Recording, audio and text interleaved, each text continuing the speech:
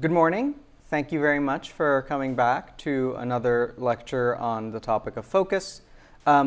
Today I'll be talking about the morphosyntax of focus and how it manifests in many languages.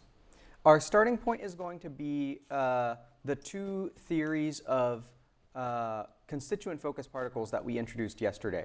So we have these two theories, the quantificational particle theory and the operator particle theory. So in brief, the idea was that if you have a constituent particle like I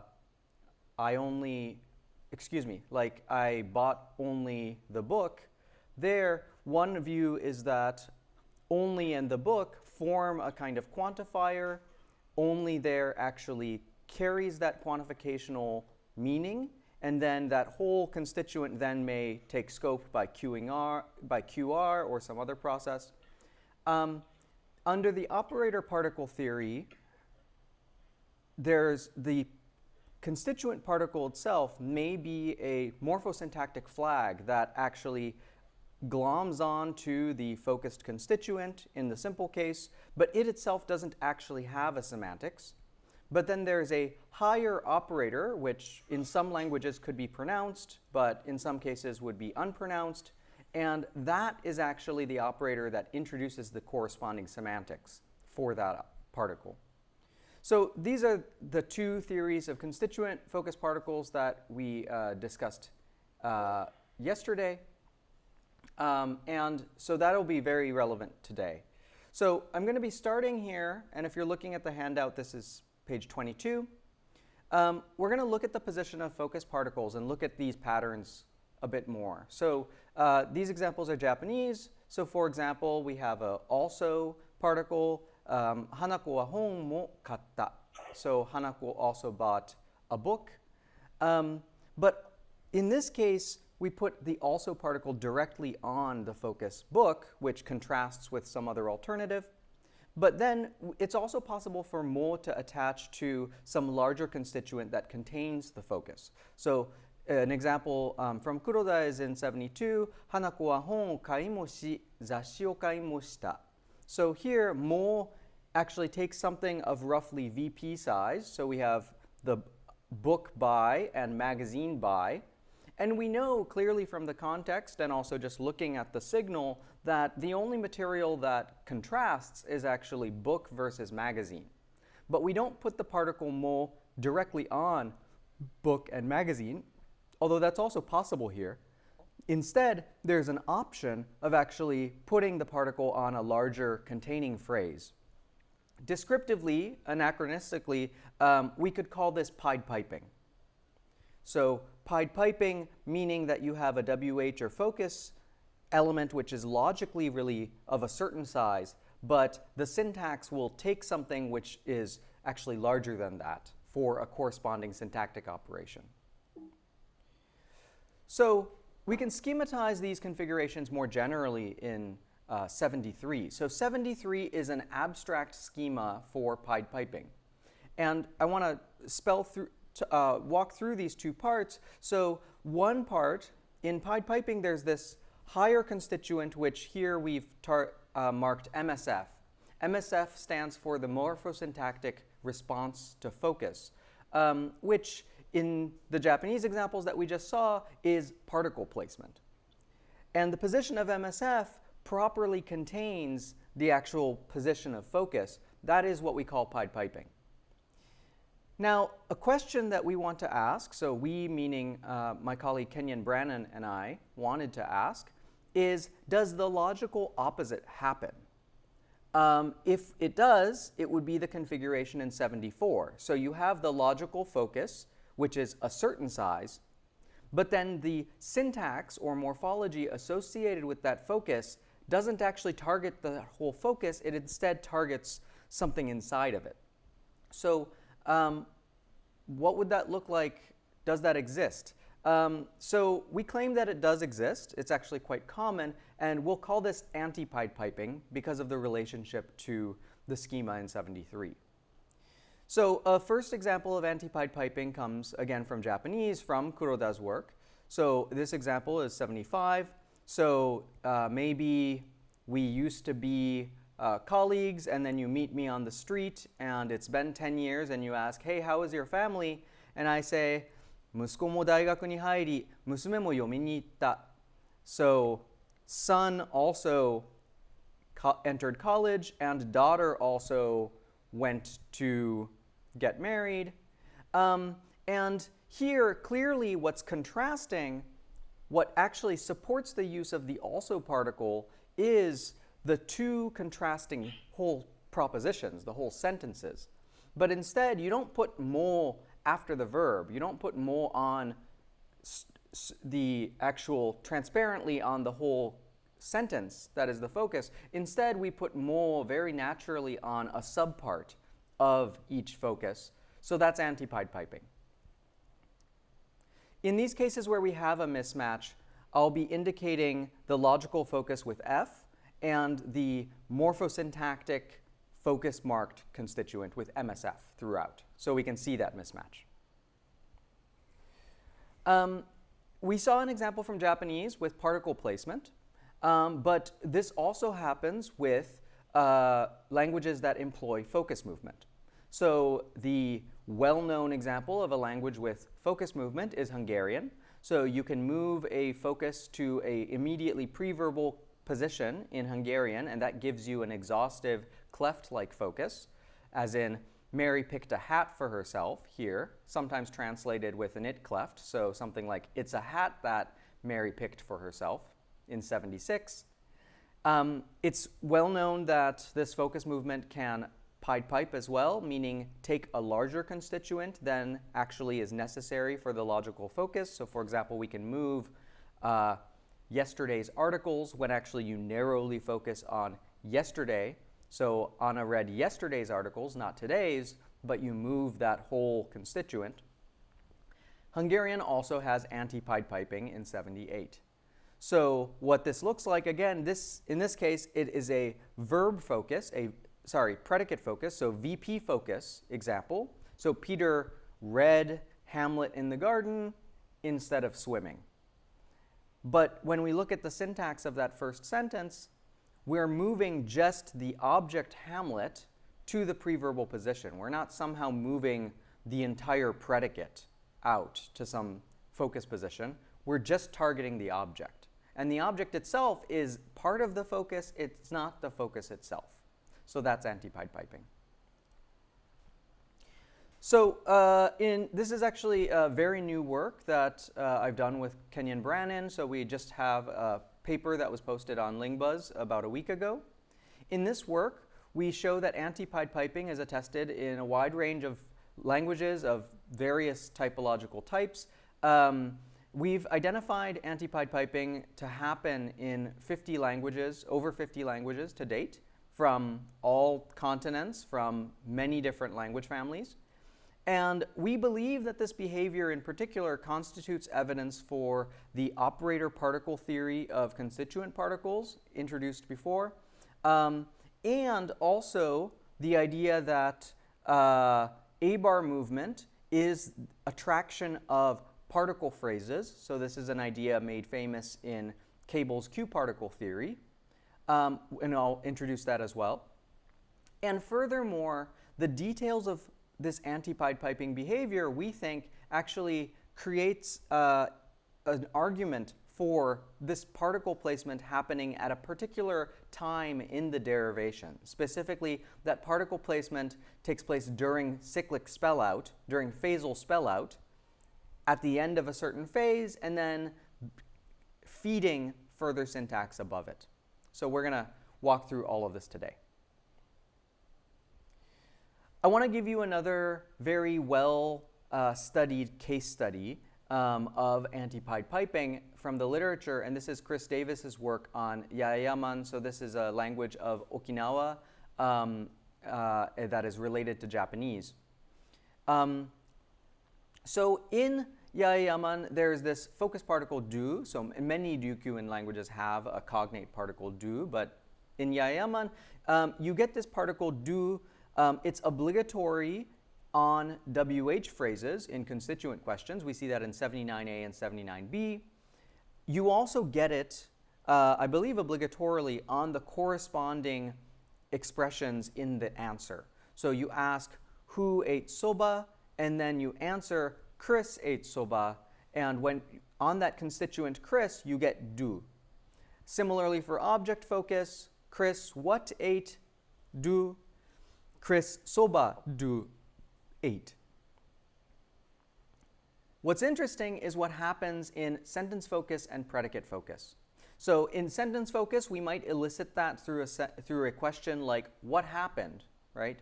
And you can ask what happened in Yayaman and answer Hayashi-san hit Jiro, but the way that you answer that is to say Hayashi-san do, Jiro hit. You get that do on the subject, even though Hayashi-san is not itself the focus directly. This is not a subject question answer. Instead, it's part of the focus. It's part of the answer. Similarly, in 82, so that woman, what did? So what did is then asking for a VP focus answer, and the answer is fish ate. Both fish and ate, that whole VP is the new information. It's the focus that contrasts with other alternatives, but do narrowly marks just the object fish. So Davis goes on to describe this antipodepiping behavior in some detail and shows that it's obligatory. For sentence focus, do always goes on the subject. On predicate focus, it always goes on the object. Now here we've shown you question-answer pairs. And as we discussed yesterday, the identification of actually what constituent is in focus is something that we want to do by studying the semantics of particles, by looking at, for example, their interaction with in question-answer pairs, or by thinking about the semantics contributed by a particle, or looking at, say, explicit continuations. In the interest of time and to save ourselves some space, in the rest of today's this presentation, I'll be leaving out all of the questions and continuations, and a lot of the data I'm about to show you comes from previous original work on these different languages that Kenyon and I have determined are sufficiently detailed, where we trust the descriptions enough such that when they say this is predicate focus, we believe, yes, that's because it was in a context such as 82, where there was a VP focus question, something like that. But I'd be happy to talk more about our methodology as well. Let's walk through some more examples of antipodepiping in particle placement. So this is well attested, as already noted. So here's one example from Korean that we've found in the literature. So apple man ate is attested as being able to be a natural expression for eating only apples, or only eating apples, not doing anything else. Similarly, in Ishikashimi in 84, you get an also particle mus, both on the object for object focus, narrow object focus, but also for predicate focus. We'll see some more Ishikashimi later. I'll note, though, that antipodepiping is not always obligatory. So I mentioned that in Yayaman it's described as obligatory, but in Japanese, for example, it's not. So we've already seen a version of this. But if you are trying to do VP focus, so let's pay attention to a predicate focus interpretation. You ask, so you say that this person drank tea, came to the party, drank tea, and even ate sushi, right? So we're doing predicate focus interpretation. Now, it's possible to put sae directly, this even particle in Japanese, directly on the verb phrase, but it's also possible to do antipodepiping and put sae directly on the object. And both of these are natural expressions for this. I think putting the particle directly on a nominal like 85b is slightly more natural, but both of them are fine, right? This is an optional choice to do antipodepiping or not in Japanese. But so languages vary in whether antipodepiping is obligatory or not in a form that is similar, we'll come back to this, to whether languages make pied piping obligatory or not. What we've seen so far are all head final languages, verb final languages, but it's not just in head final languages. So here are a couple languages that are SVO, or at least VO. And here we have, for example, an only particle before the object, the verb object, in 86. And here just happen to be two separate examples in this work that we found, but one example is a narrow object focus. The other is tilling the farm, the whole VP focus, but still only attaches to just the object.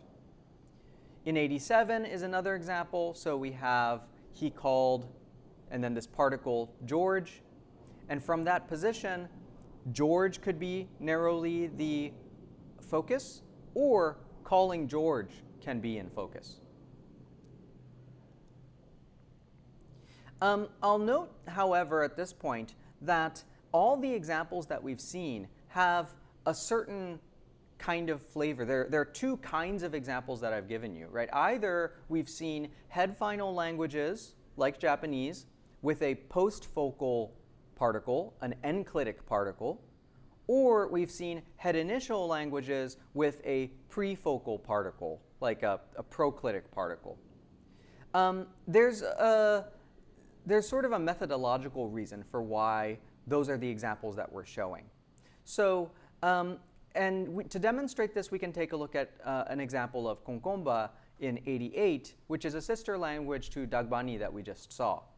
So Konkomba is also described as having a similar ambiguity. So the sentence in 88 is described as ambiguous. So subject chew beans particle is described as ambiguous between having narrow object focus on the beans or having VP focus. Now, the issue is, just at least without doing significant further work on the syntax of Konkomba, by looking at a description like 88, we can't tell whether there's antipodepiping or not. Because when we look at the structure in 88, the constituency of where the particle is adjoined is potentially ambiguous. So the VP in 88 may be the structure in 89A or the structure in 89B. If, for example, the reading in 88A is the structure in 89A, and the reading in 88B is the structure in 89B, then there is no mismatch. There's no antipodepiping and there's no podepiping, right? The particle might follow the object when the object is focused, or it might directly follow the verb phrase when the verb phrase is in focus, and we just can't tell without doing substantial more work to understand the actual syntax of the constituency of these items, which in some cases we just don't have access to that kind of descriptive work. And therefore, generally, at least for this sort of typological survey that we've done, most of our examples are head final languages with postfocal particles or head initial languages with prefocal particles.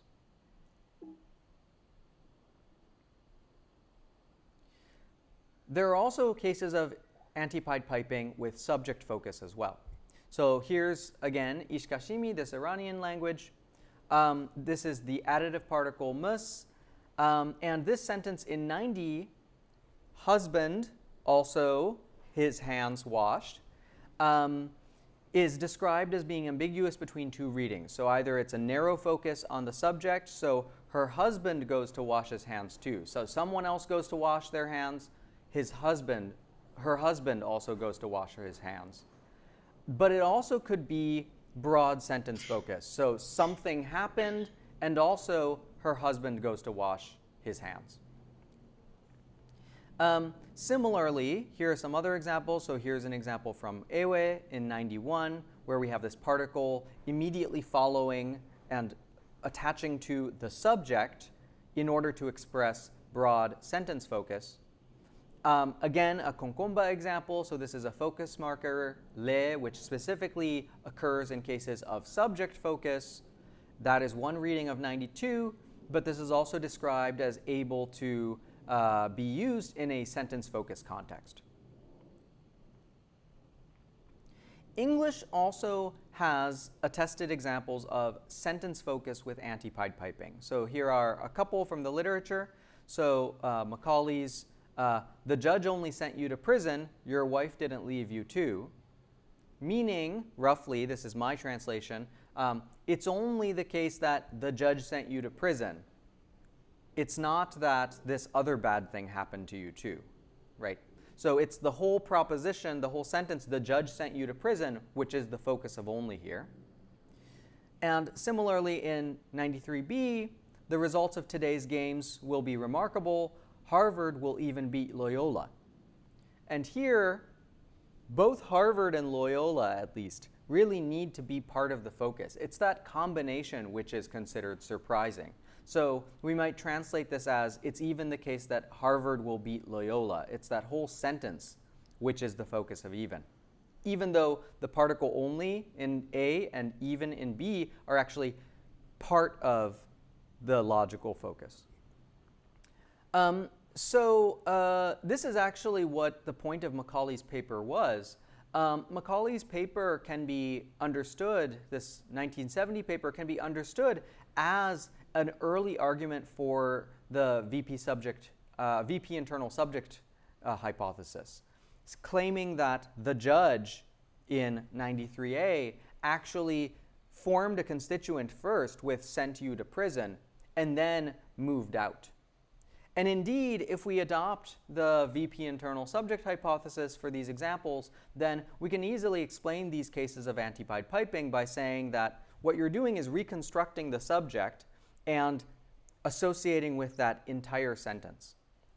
I'll note for those of you who were here yesterday afternoon that in English, that backwards association with just the subject with only, we discussed yesterday, is ungrammatical in English. But this configuration in 93 is fine, and that's because it's a different configuration. We're not narrowly associating with a focus inside the judge, but instead we're associating with the propositional content in the sister of only. We've seen cases now of antipodepiping in particle placement, but antipodepiping also happens with focus movement, as noted with Hungarian before. We want to show you some more examples of this. We'll also note that there's a paper from 2011 by Fanzelo and Lenartova that describes a number of facts of this form, and they call this subpart of focus fronting. So the subpart of focus moves in some languages.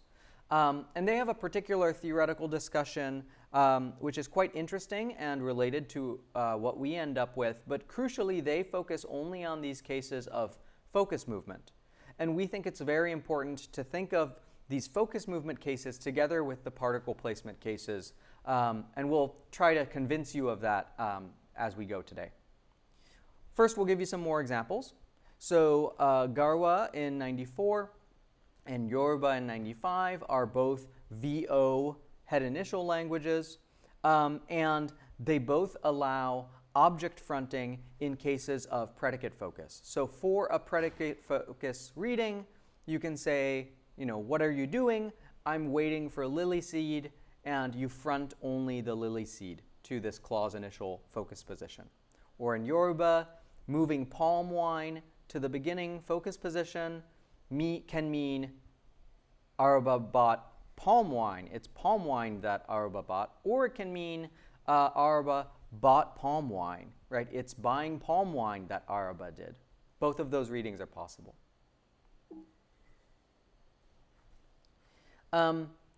Just like we saw with particle placement in Japanese, we showed you an example. Antipodepiping for focus movement is optional in some cases as well. So this is shown in German. So German movement to first position can be associated with focus, and that also shows optional antipodepiping. So for a predicate focus reading, right? What have you done recently? I have read a book. You can move a book to the first position. You can also take the whole VP, a book read, ein Buch gelesen, move that to first position. That's also fine. We'll also note that German shows that you can have fronting of a constituent in an antipodepiping manner together simultaneously with particle placement on that antipodepiped constituent. I'll walk you through this example in 97 because there's a lot going on. So 97 is on his wedding anniversary, only a bunch of flowers, hands over every third husband. And we need to unpack some of the V2 in order to better understand this sentence. The intended interpretation is, what do husbands do on their wedding anniversary? Every third husband, so 1/3 of husbands, only gives their wife flowers, doesn't do anything else. This is a predicate focus interpretation with only associating with hand over a bunch of flowers. But then that focus, hand over a bunch of flowers, is sort of cut up in different ways. So first of all, the particle only goes on the object rather than the whole VP, and that object with the particle only is moved to first position, pre-field position. Independently, the verb hand over has moved to second position in this V2 clause. But those movements are independent, and that gives us the structure in 97. Again, for sentence focus, we see examples of focus movement, antipodepiping as well. So, for example, in French with a cleft, c'est maman qui me bat, to say, what's going on, what's wrong, mom's hitting me. There, you can use a cleft and move just the subject. Similarly, in Welsh, this example, this is a cleft type structure in Welsh with the farmer in pivot position. And this is compatible with two readings. One is, it's the farmer that left the gate open, but another is, what happened was the farmer left the gate open. Now we're going to turn to the question of the position of particle placement. So now that we've opened up the possibility of antipodepiping, and hopefully you're convinced that this is a real phenomenon that happens, and again, in our paper we give examples from many other languages as well. But now that we open that possibility up, there's a natural logical question, which is, okay, then if this is the focus, and you're going to put a particle or move some subpart of it, which subpart gets chosen? What we're going to show you now is that in many languages, this particle placement, this morphosyntactic focus, targets the leftmost constituent within the focus, although there is some cross-linguistic variation in the strength of this effect and also whether this effect holds at all or not. So we've already seen a version of this in Yayaman, so from Chris Davis's work. So this is schematized in 100. So as Davis describes, for sentence focus in Yayaman, you get this particle du, and it has to go on the subject. You can't put the particle on the object. For predicate focus, for OV focus, the particle has to go on the object. Exactly the same description has been given for Ishkashimi, this unrelated Iranian language, where these facts have been similarly described very carefully. So for sentence focus, this is again an SOV language. For sentence focus, the particle has to go on the subject. There's no other option. For predicate focus, the particle has to go on the object. There are other languages where the leftmost requirement seems to be much more of a preference. It seems much weaker. So one is from my own field work on Tibetan. So this is an example of predicate focus feeding the use of the particle also. And this example here is ditransitive, which will be important. So we are talking about our friend Kunga. She's a very good person. She prays at the temple every day. She also gives food to dogs.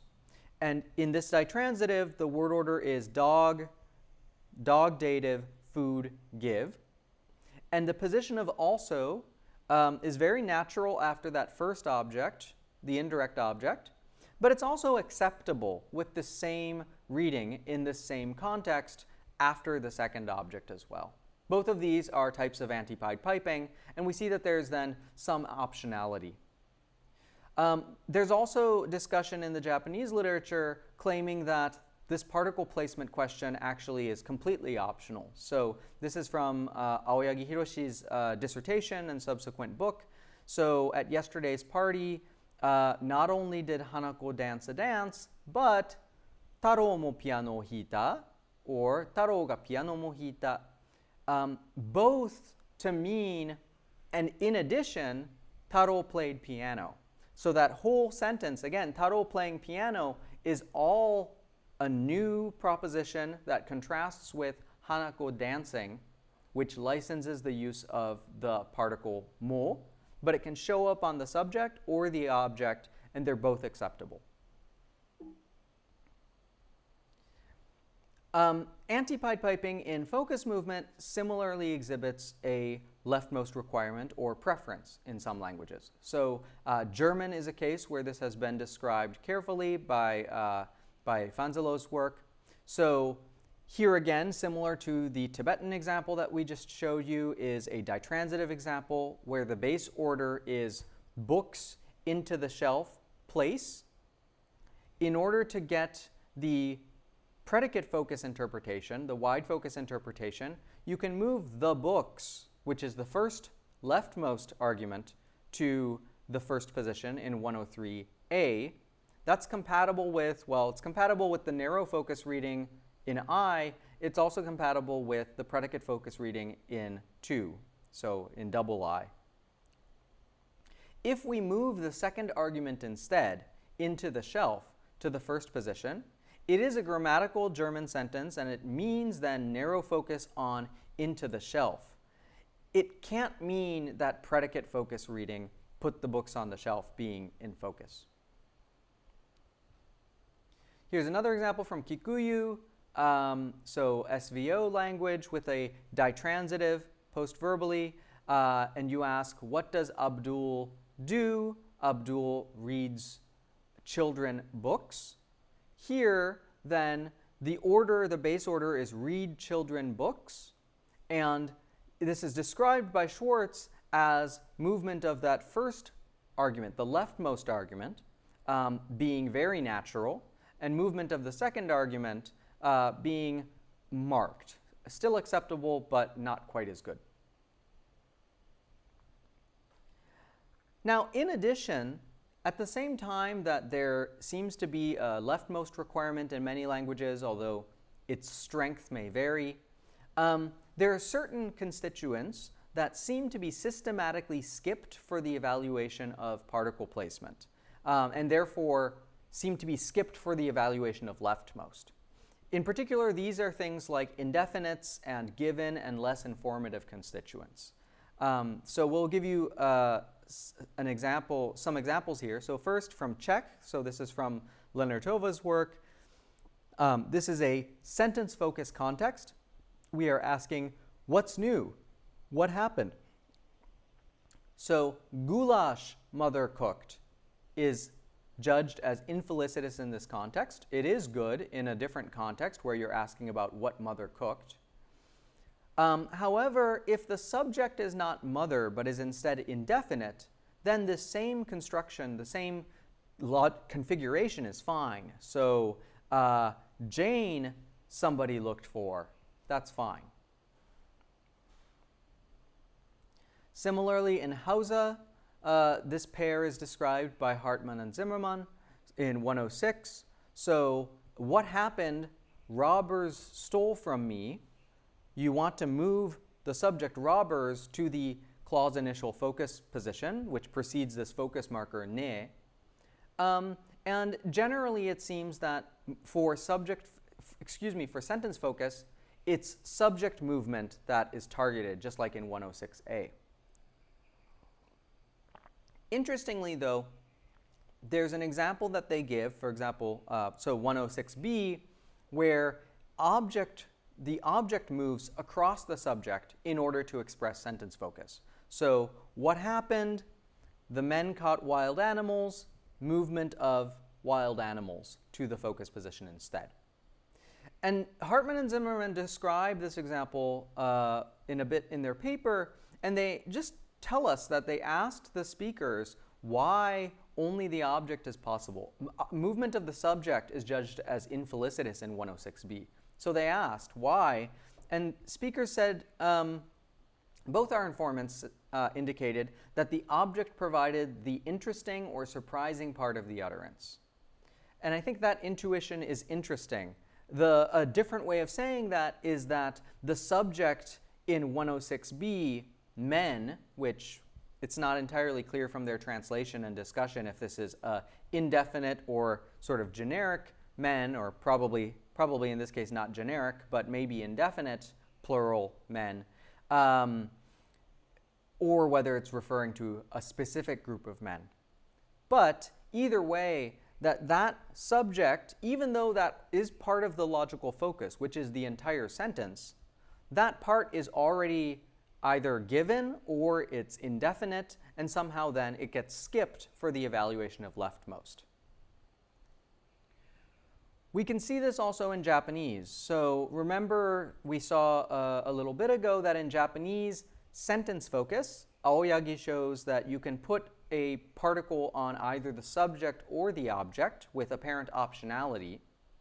What we've observed is that actually if we change this so that the subject is indefinite, then putting the particle on that indefinite subject actually becomes worse, and then that leaves us only with the option of putting it on the object. So at yesterday's party, not only did Hanako dance, but dareka mo piano o hita is not great with that intended sentence focus interpretation.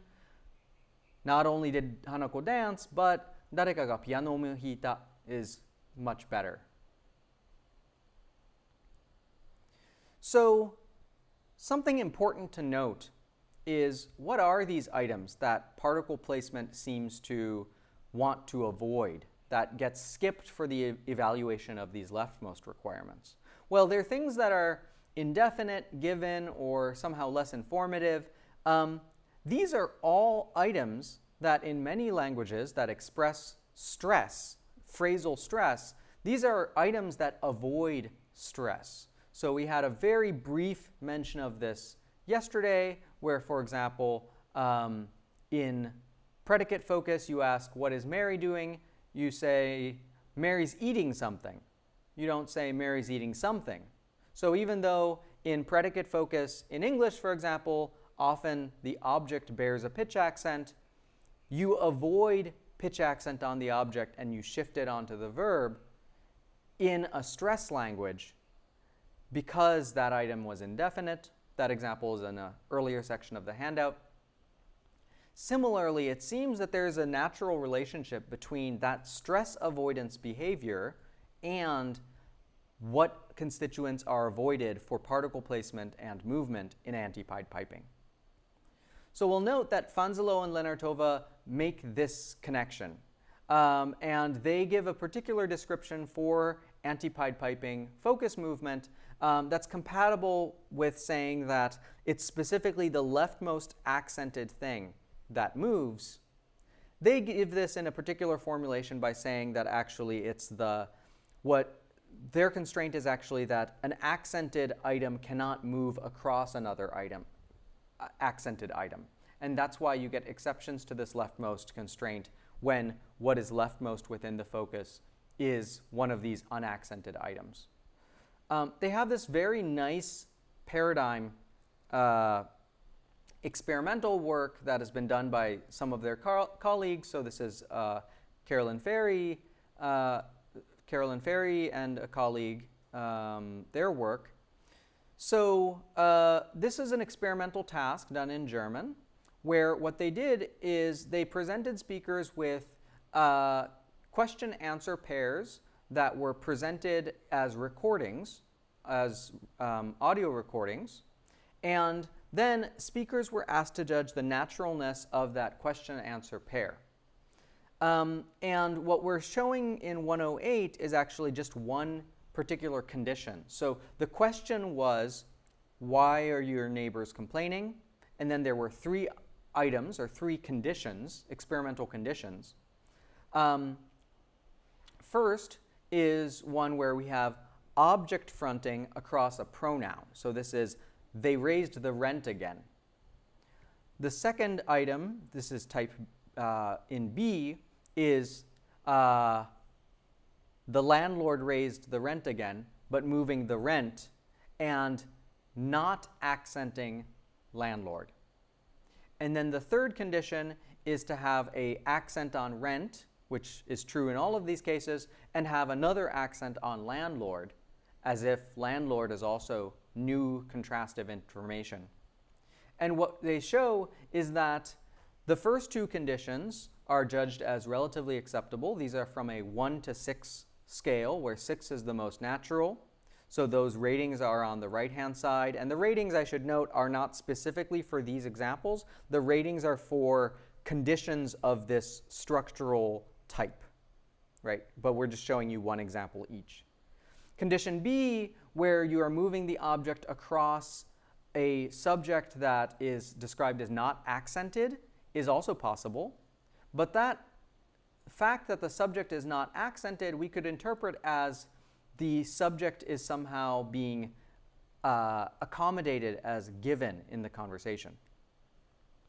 And then the item where landlord, the subject, is also not de-stressed, it's not accommodated as given and pronounced with the normal accented way, and then you move the object across it, that's judged as quite bad. And therefore, Fanzelo and Lenartova tie these facts to specifically crossing accents. However, we want to highlight that there are actually antipodepiping behaviors including with leftmost constraints, in languages that do not employ accent or phrasal stress. So an example of this that we already saw is the language Hausa, which, as we saw, has antipodepiping focus movement and seems to have a leftmost constraint, and a leftmost constraint that behaves in the same way as all these others. So it reacts by, when you have an indefinite or given subject, allowing you to skip that. However, Hausa has been shown to not use phrasal accents or phrasal stress. Exactly in the same way, there are a number of other languages that do not prosodically mark focus, including a number of Gur languages, Wolof and Tangale, a Chadic language. And all of these languages are languages where, in our paper, we show that there are cases of antipodepiping. So what we take away then is that particle placement and its leftmost requirement, and similarly the leftmost requirement for focus movement in languages with antipodepiping focus movement, needs to make reference to the linear order, right? There is a leftmost effect. It also needs to make reference to something like prosodic status, whether things are accented or not. But in languages that don't have phrasal accents, that don't use stress, we also get the similar effect, which suggests then that there also has to be some other additional information which may not be realized as stress itself, but instead is a determinant of such status, right? So the knowledge of certain constituents being given, indefinite, or less informative, for example, that information has to be information that particle placement makes reference to. So, and we discuss this and further details of what that then teaches us about the architecture of stress placement in our paper as well, which we invite you to take a look at. Before wrapping up the data section, and then we'll move on to the analysis portion, we'll note that there are other interesting patterns in antipodepiping as well. So one is, once we're separating what is the logical focus and the position that a particle targets, now we might think, okay, maybe languages are even more flexible than that. maybe there are some other options. In fact, for example, Sandawe is a language where when you have antipodepiping, when you have focus on a larger constituent, like the predicate focus or sentence focus, you actually can get a focus particle on many constituents inside the focus. So here in 109 is an instance of sentence focus, where you get a focus particle on every constituent except the verb. And then similarly in 109b, this is a predicate focus example, and they, so the subject is, I think, sailors, from in the boat, the load, into the water, throw, and all of those items except the verb get focus particles. And this is a general pattern in the language. It is possible for the verb to host a particle as well, but that only happens in cases of narrow verb focus. In addition, we'll note that some instances of antipodepiping have been described as a result of second position clitic placement. And this will be important. We'll allude to this in our analysis. So for example, in Latin che, which we can analyze as a kind of also additive focus particle, that can go inside actually its focus, which in this case behaves as a conjunction.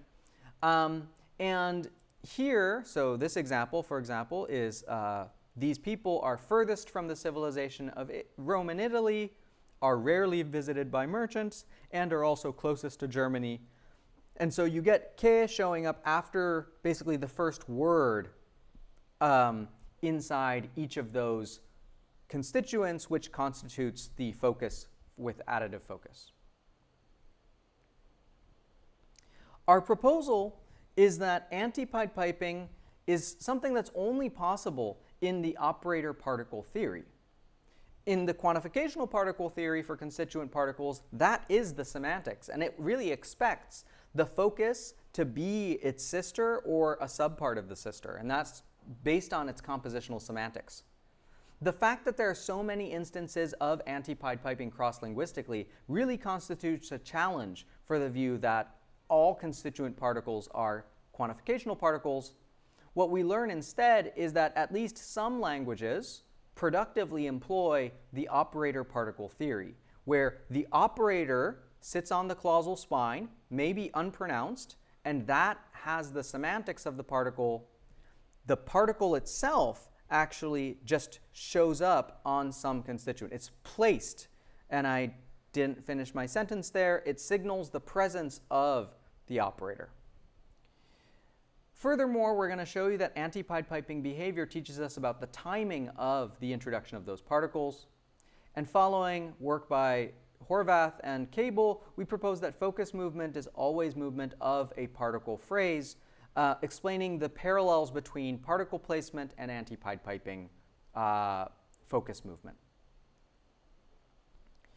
In the operator particle theory, you have a logical operator on the clausal spine, and someplace inside its sister, you place a particle.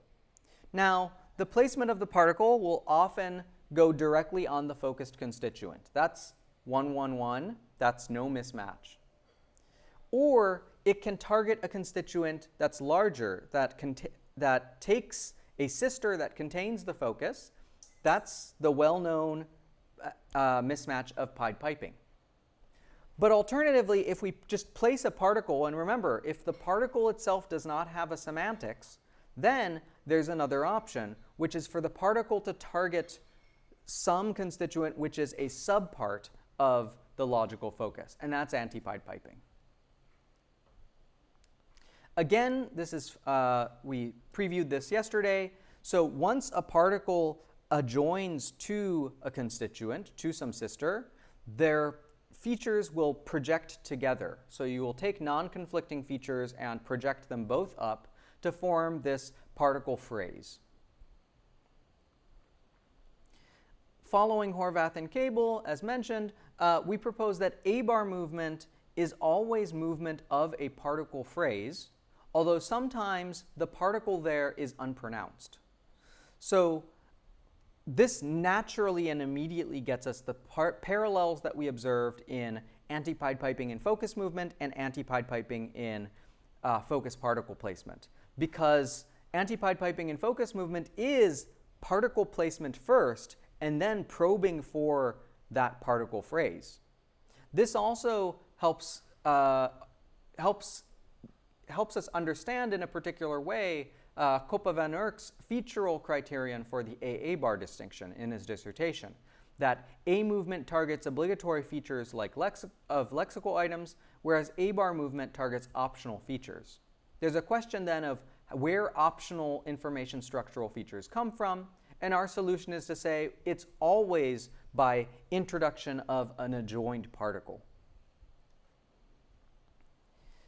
In addition, there are a number of parallels between podepiping and antipodepiping behavior, as may be expected by the analysis here, where these are really two sides of the same coin. So both may be obligatory or optional, and there could be variation across languages, and that has to be learned. We also know that antipodepiping exhibits a leftmost requirement in many languages, where the left edge of the particle phrase and the left edge of the focus have to align.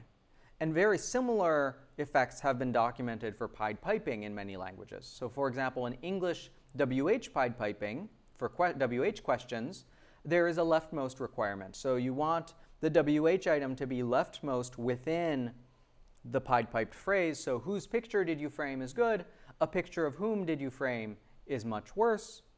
And crucially, this is really a linear requirement. This is not about the depth of embedding, because as long as you stay on the left edge, you can deeply embed the WH. So you can say, whose brother's friend's father did you see? And that's fine. But separating it from the left edge, the father of whose brother's friend did you see, starts to sound really bad. Interestingly, there are certain exceptions that are tolerated. So very light items like prepositions can interrupt the edge of the podepiping and the WH. So in English, for example, to which student's friend did you speak is fine. That's acceptable, even though once you add some lexical material in between to separate the WH from the edge of the podepiping, that starts to be bad. Very interestingly, similar types of exceptions, very light prepositions being skipped, is discussed for this Latin second position K placement as well. Now let's move to the question of the timing of particle placement. So here, what we want to convince you of is that particle placement has a certain timing. Particle placement, as we saw, makes reference to linear order and prosodic status. It seems to have to make reference to some kind of PF information in order to decide which part of the focus I want to target for particle placement. However, at the same time, it can't be completely post-syntactic. We know that because you have to place a particle first and then move it or potentially agree with it. And therefore, particle placement can't be something that happens post-syntactically. Another way of putting this is antipodepiping focus particle placement cannot be described as a process of post-syntactic lowering. So we propose that particle placement specifically takes place during cyclic spellout, during phasal spellout. And we specifically propose that this is what happens when a phase undergoes spellout. So in spellout, the pronunciation of the phase's terminal nodes, their word order, and prosodic phrasing is calculated, maybe in draft form, and then particle placement can occur. So a particle can be placed into that structure by late adjunction. That's when late adjunction will happen, and it could target a subpart of that phase. And at that moment, when we are in spellout, phasal spellout, you can actually make reference to the linearization and prosodic information calculated for that structure.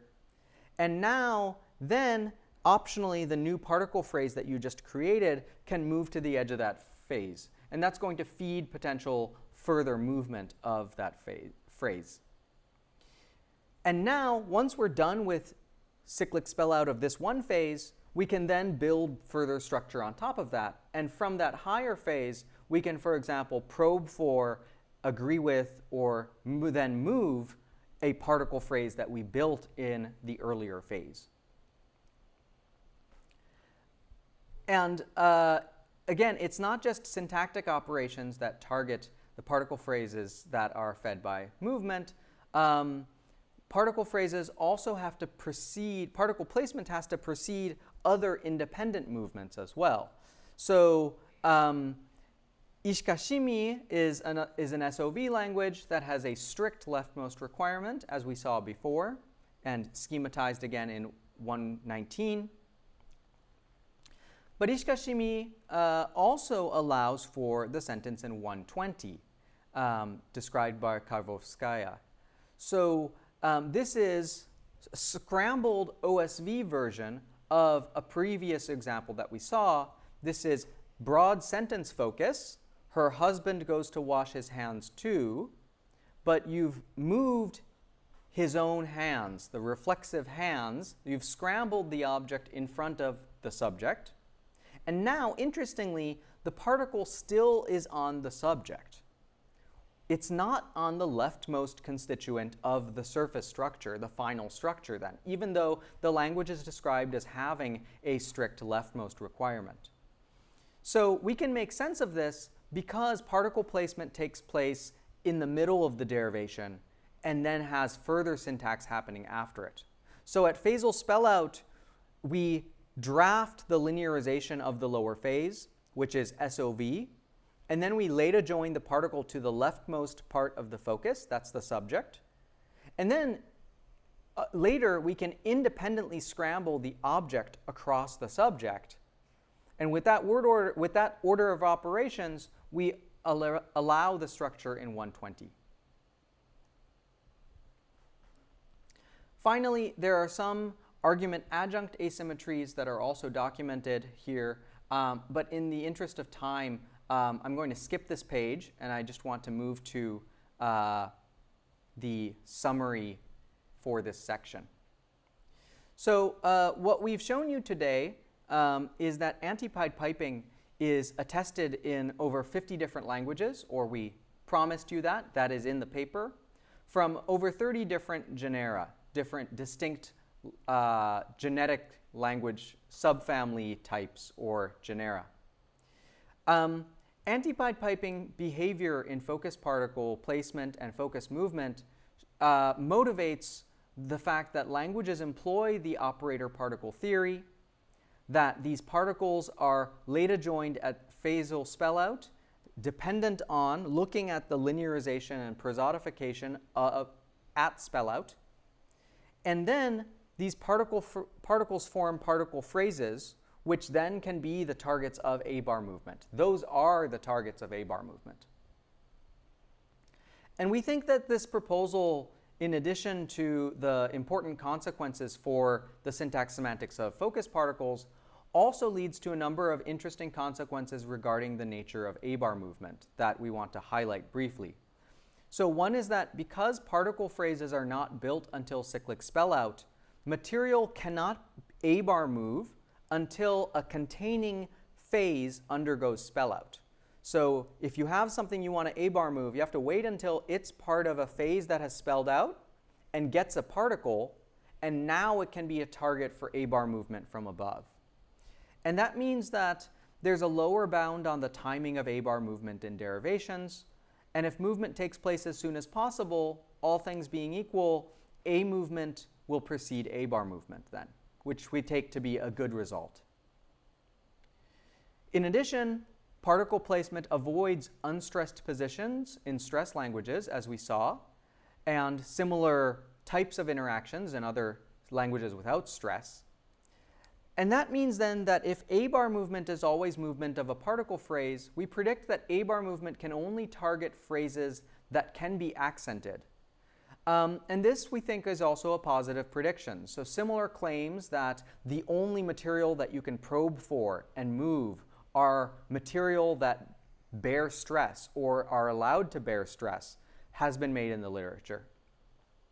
And finally, we'll end with one question here, which is if A-bar movement and other types of agreement with focus operations actually is agreement or probing for a particle phrase, are there any syntactic operations that actually make reference to the logical F itself? And tomorrow, in the last lecture, I'd like to try to convince you that that probably is not the case as well. So thank you very much, and I will look forward to your questions. Okay, thank you very much. Let's thank the speaker and open the floor to questions.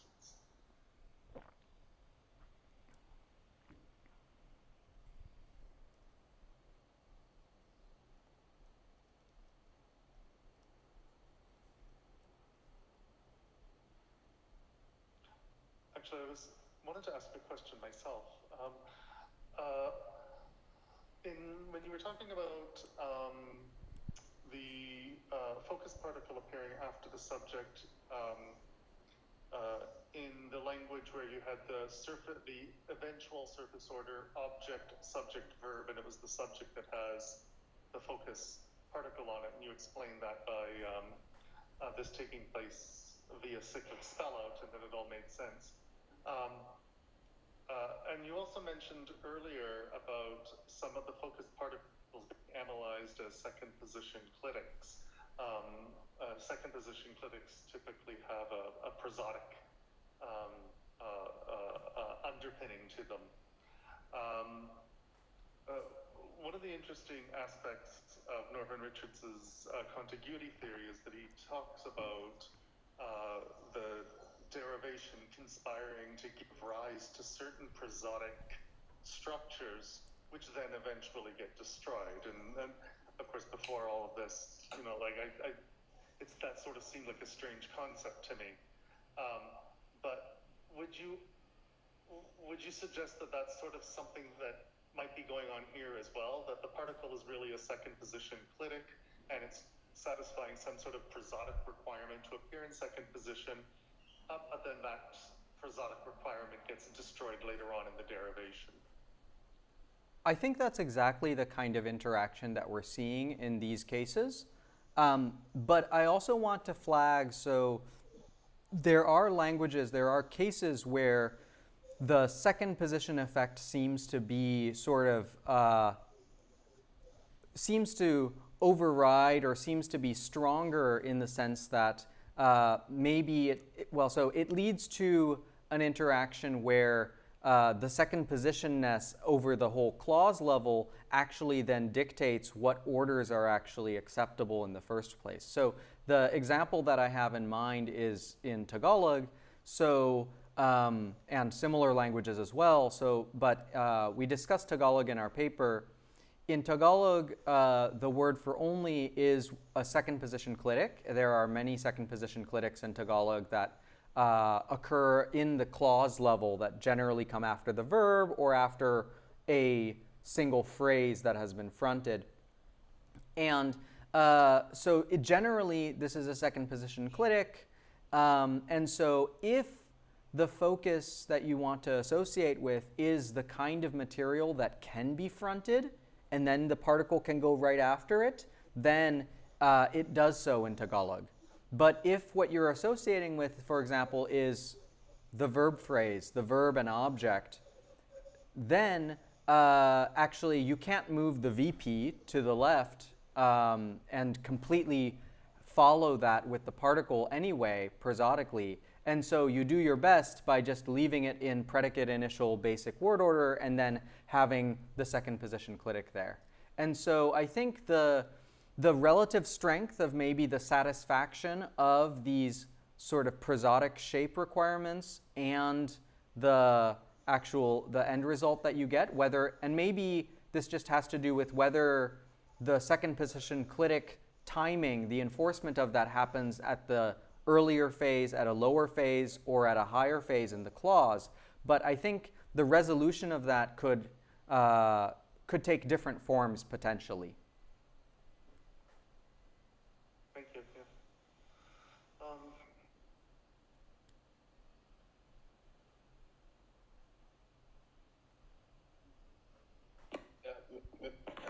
ask one. I'm wondering about the relationship between this focus particle placement and the WH movement.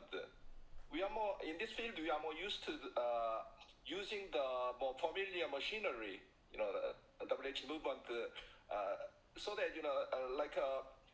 as you showed us with 111, 112, 113, like focus movement and piping and antipodepiping.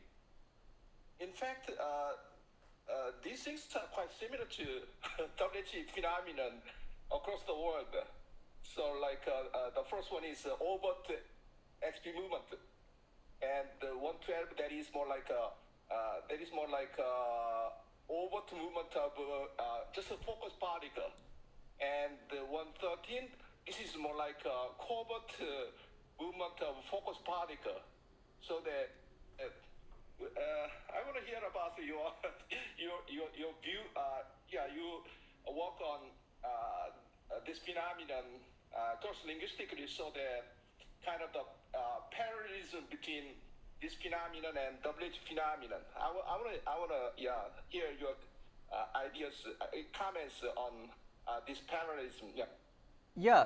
So thank you very much. So in this work, we've empirically sort of decided to narrow what we're describing to to focus, in large part because we already have a lot to describe, because we've documented this antipodepiping in 50 different languages.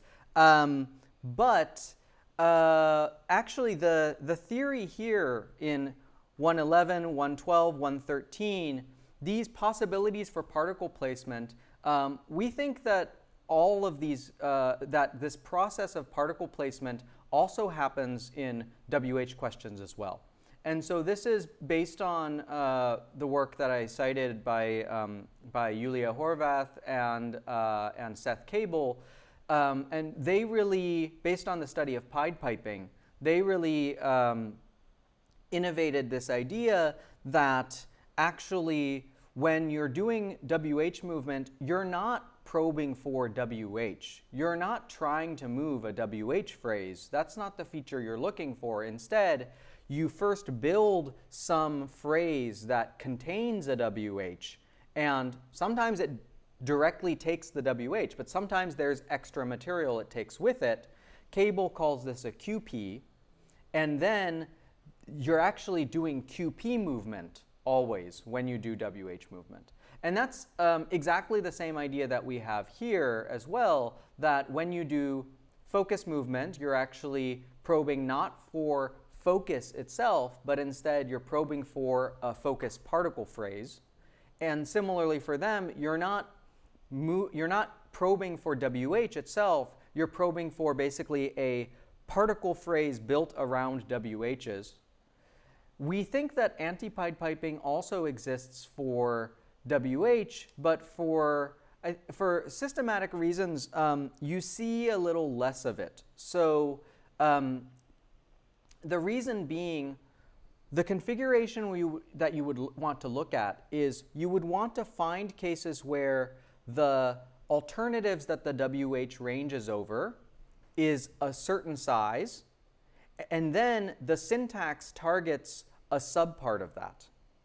But there aren't that many options in many cases for material subconstituents inside a large WH expression. So an example, though, that we can mention is in many languages, when you do sentence focus WH questions or predicate focus WH questions, you use expressions like what happened, or what's going on, or do what. And do what is a good example because the logical alternatives are actually ranging over VPs, but then the thing that you then move from a do what question is not the VP, you move just the object. You ask, what is Mary doing now? Right? So that's also an instance of antipodepiping, and we can derive that in exactly the same way by saying, okay, do what is some basically phrasal idiom that has alternatives over different predicates, but then the syntax will treat just the object as if it's the thing that should undergo WH movement.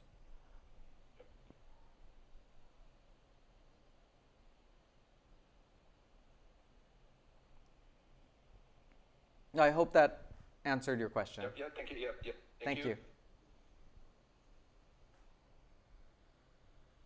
I have a question.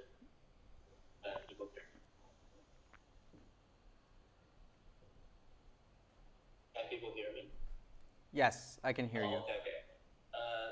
So my question is about the point of these particles, right? So you in the analysis of particle in the analysis focus you endorse, which involves an operator and a particle, and you mentioned yesterday the particle is there not to contribute anything to semantics, but to signal there is an operator somewhere in the plot.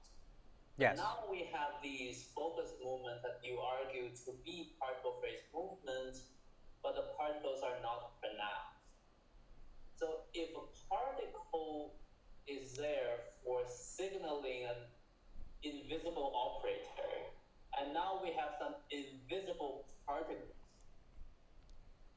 it seems that the functional particle changed from somewhat functional to completely formal at some point.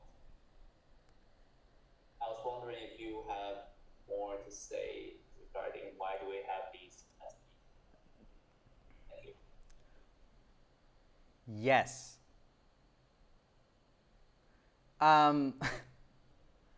No, that's a very nice observation.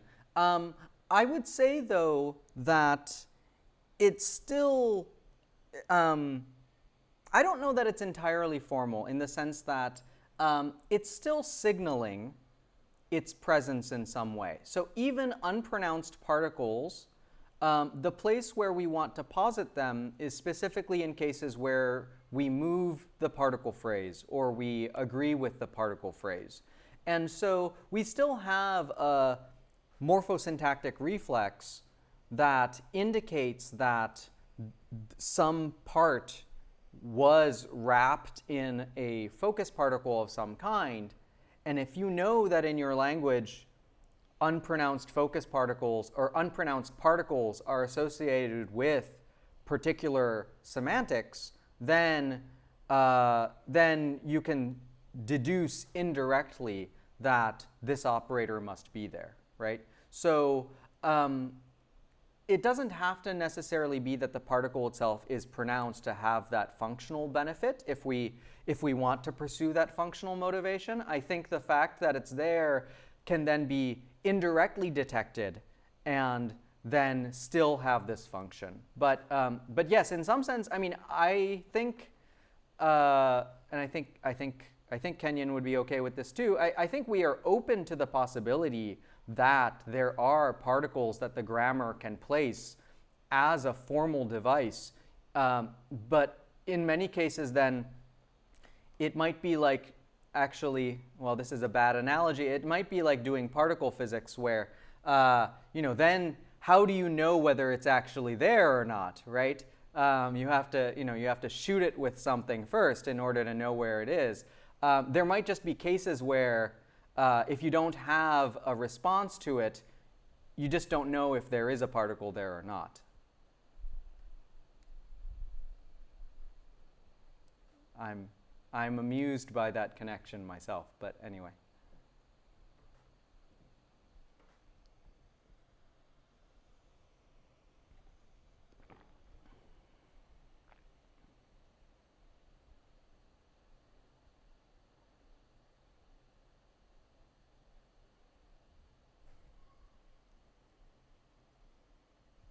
Hi, Mitchell.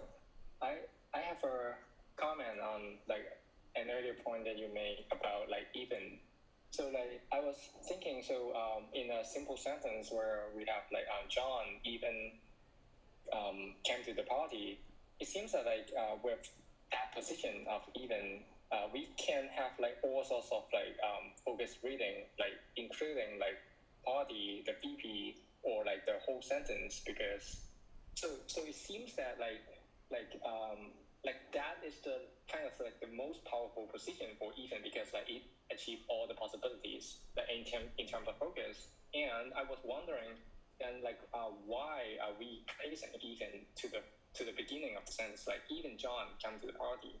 So I got the feeling or an impression that it seems that sometimes we place like a particle like to a particular position in order to reduce and like possible ambiguity instead of like increasing it.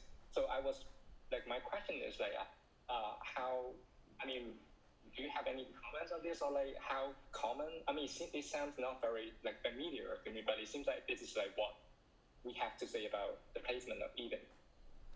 Yeah, so this is a great question.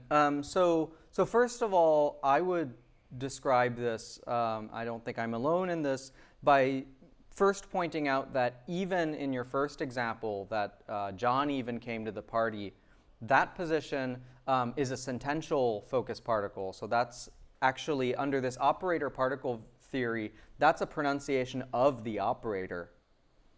And the even before the subject is a pronunciation of a particle in this terminology. That's a constituent particle, right?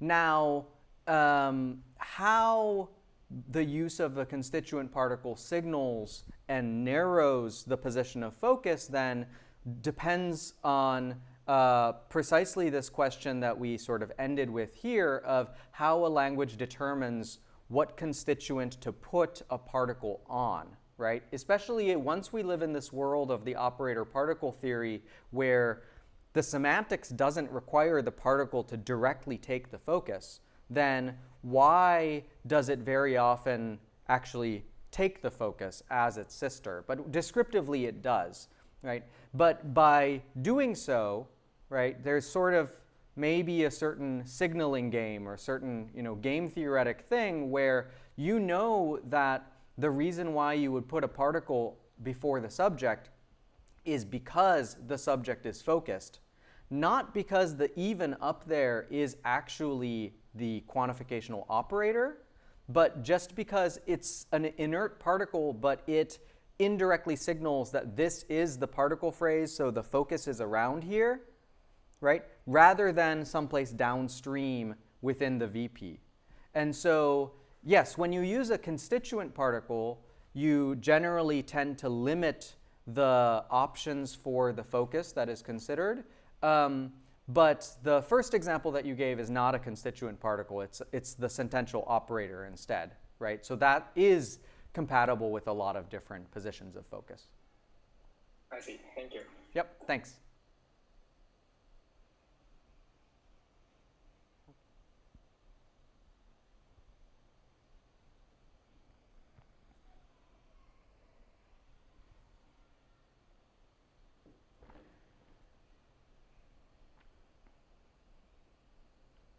Since you have this screen up, actually, there was something I was curious about that I didn't quite catch, and probably I just missed it or something. But how does the grammar, like for example, 112, how does the grammar if there's no mismatch, like 111, that makes perfect sense to everybody. But why does the grammar decide to do something like 112? So that's a good question. I think that there are cases where in a language, it depends to some degree on restrictions that you might have on what types of sisters a particle wants to take. So a particle might be choosy, right? Just as certain kinds of clitics are, they can be choosy about the kind of hosts that they take, either in terms of their prosodic size or in terms of their category, perhaps. So there could be restrictions like that.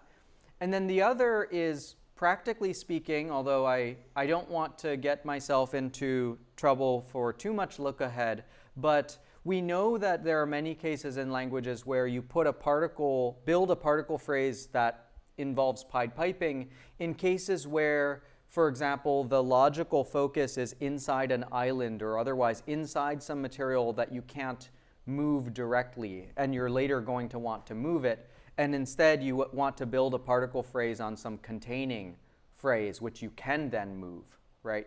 And so that's sort of how that happens without look ahead, I think, is a question. I mean, maybe it's just you are allowed to put the particle at different positions, and some of them will just crash.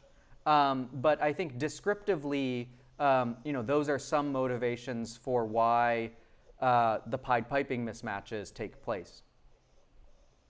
Yeah. Okay. Thanks.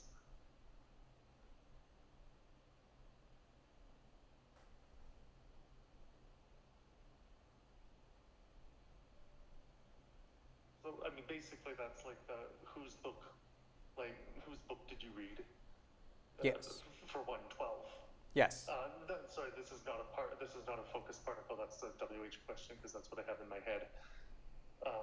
But it's the same. Yeah, it would be the same logic, right? So the who is narrowly the WH. It's the position that alternatives range over. We could call it F, but you're going to build a particle taking whose book. Mm-hmm. Yeah, okay, makes sense.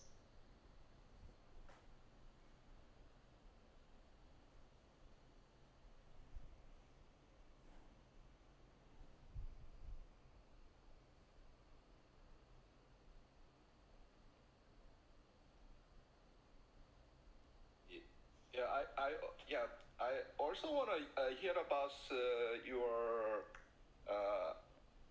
analysis and for a long time the phenomenon has been accounted for using so-called focus projection theory, right?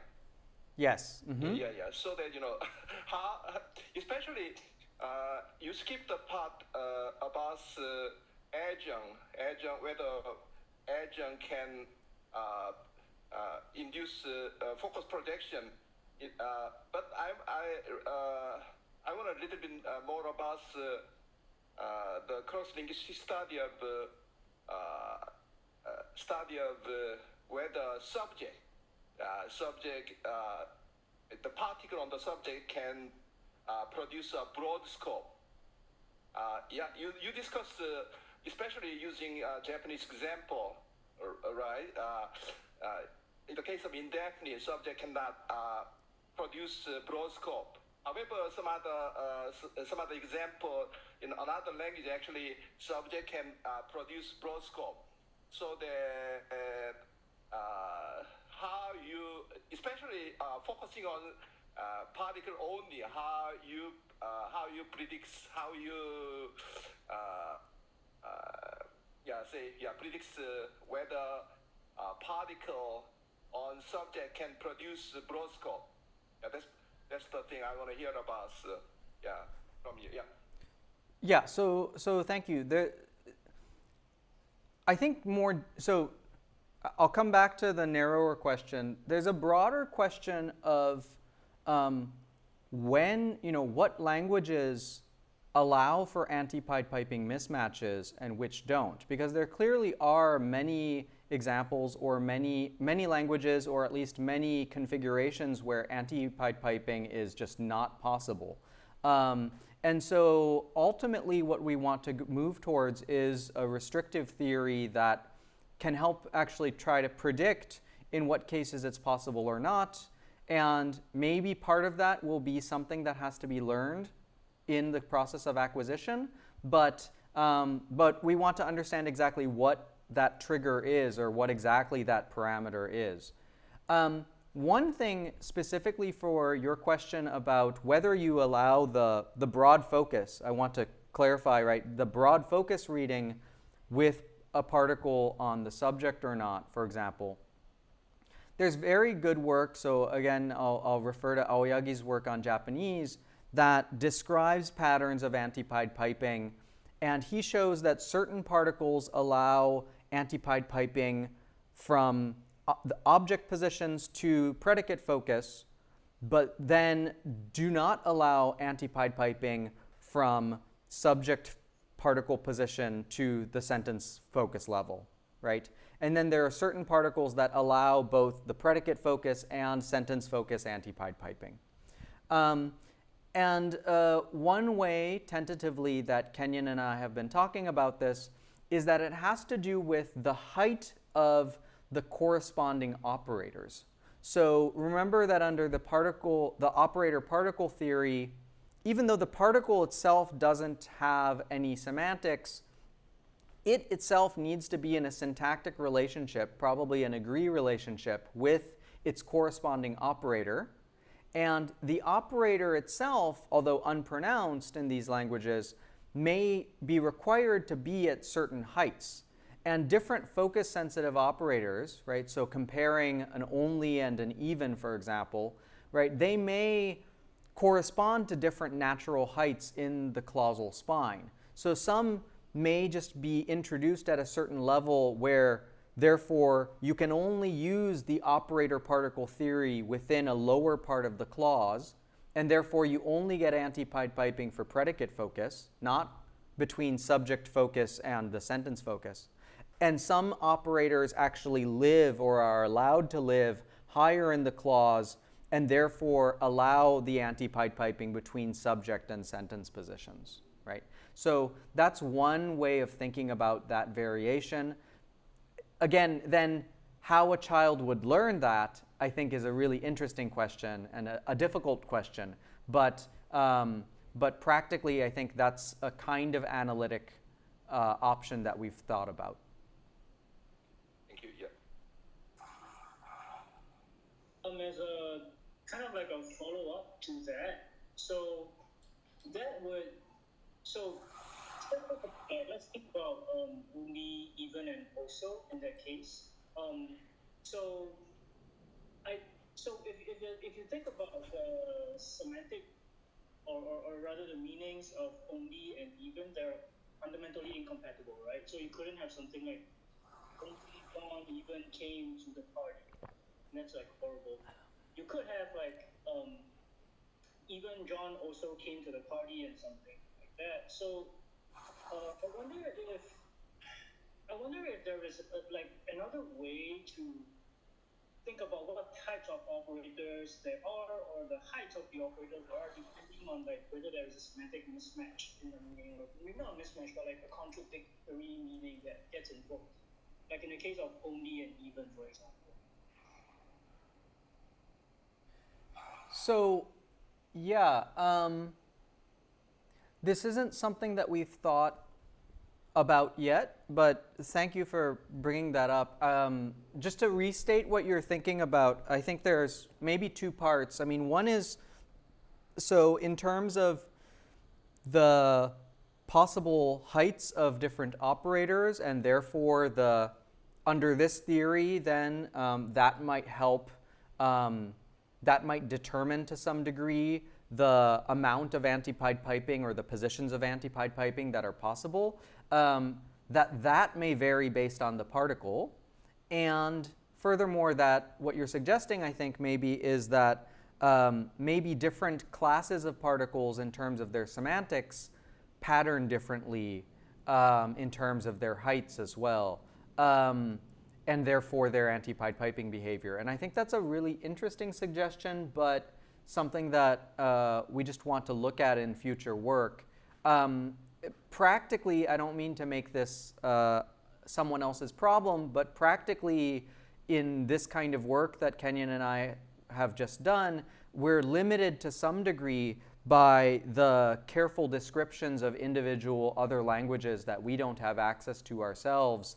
And finding convincing cases where you clearly have antipode piping in some language for many languages has been challenging itself. But often this is only documented in some language for, you know, 1 or 2 particles or something like that, and it's not, you know, exhaustively studied for lots of different focus particles, and therefore the database that would feed this kind of question, at least from a cross-linguistic level, I think might not be there yet. But I think it's, you know, hopefully something that Kenyon and I are interested in is to, through this work, really inspire further descriptive work on other languages where these facts have not been studied so carefully. And then you have a second part I want to tease apart, which is this question of particles that may be compatible with taking the same focus simultaneously or incompatible with that. And I think that's also a very interesting point, another point that we haven't thought about. And that's something that together with these patterns of antipodepiping, I think the theory of particle placement that we have certainly allows for multiple particles to associate with a single constituent. And certainly that kind of pattern is attested in some languages, I know, where you can get some kind of stacking of particles. But the combinations of how that happens and in what combination and in what configurations, I think that's yet another space that I think warrants a lot more empirical work. So I think those are great suggestions for future directions. Thank you. Okay, thank you very much. I think we should thank the speaker. And it's time to break for lunch now. Okay. Thank you. Thank you very much.